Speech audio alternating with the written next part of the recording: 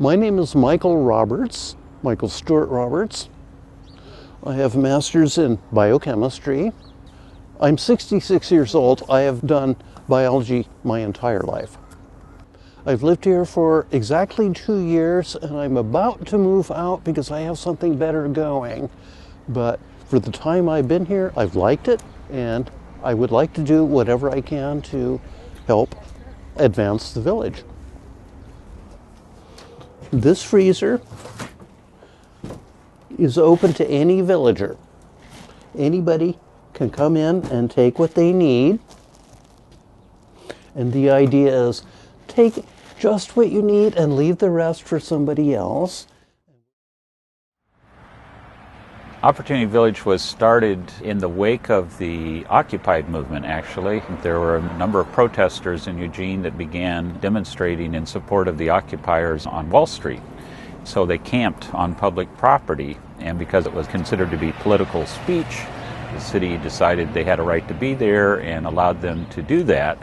While the homeless folk that were in our community said, "Hey, that's great, you found a place where you can legally camp, can we come join you?"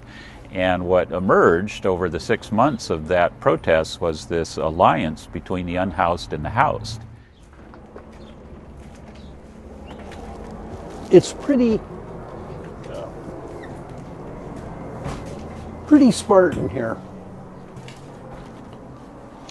The idea is these are communal property. Use what dishes a person needs and then wash it and put it away.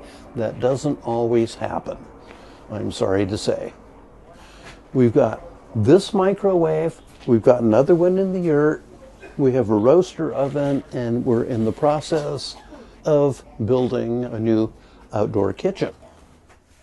The Opportunity Eugene Task Force spent time studying the issue and trying to come up with solutions. And one of the solutions they came up with was to create a legal place to be, that the city had to provide some means for homeless people in our community to have a legal place where they could sleep. And they directed the city staff to find a piece of property that the city owned that we could lease for $1 a year. We settled on this piece of property. And then after the end of that first year, the city council felt it was going so well, they renewed it for 18 months, and it was approved unanimously. As you see, there's Conestogas, and there are bungalows. Some people choose to stay in their Conestoga. They have it set up the way they like it. I've been in a Conestoga over there that is set up so sweet that I wish I lived there. I used to be the gardener. My back has gone out on me, so I can't do it anymore, but I used to tend all these plots. And somebody else supposedly is doing that now. Here's the communal bathrooms. We've got 2. It's not gender specific. It's not boy-girl, it's just whatever's open to it. The idea is, and we do take turns, everybody is supposed to, 1 day a month, and we have 30 people, 1 day a month, we take turns cleaning the bathrooms. Fair enough, huh? Opportunity Village opened in August of 2013. We started with a group of 14 residents that helped build it, along with a lot of volunteers, and built it over a space of 9 months. So from that original group of 14, just as we added more units, then we added more people.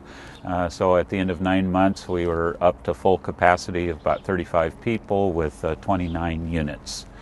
And that took us a little over $200,000, but over half of that was in-kind donations, lumber and supplies and labor and what have you. So we actually built this with less than $100,000 in cash.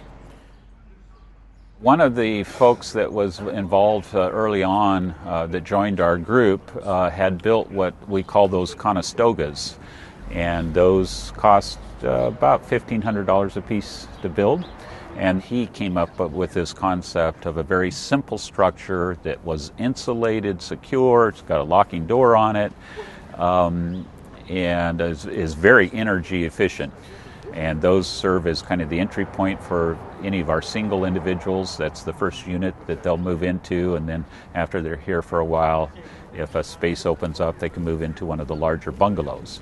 And then the bungalows that are 8 by 8 and 8 by 10 cost about $2,500 to build. Very simple structure, 2 by 4 construction. Some of them have lofts in them that just increase the storage space. Okay, as I said, new people get a Conestoga and then the option of building up to one of the Munchkin buildings, what we call bungalows. I just like it the way I have it set up. I'm grateful to be here. And I do have solar lights hooked up, and when I leave, I'm going to leave them. And if anybody wants them, they can have them. It's my donation. Opportunity Village is intended as a transitional shelter program. When people come into the village, we ask them to identify a plan for transitioning out.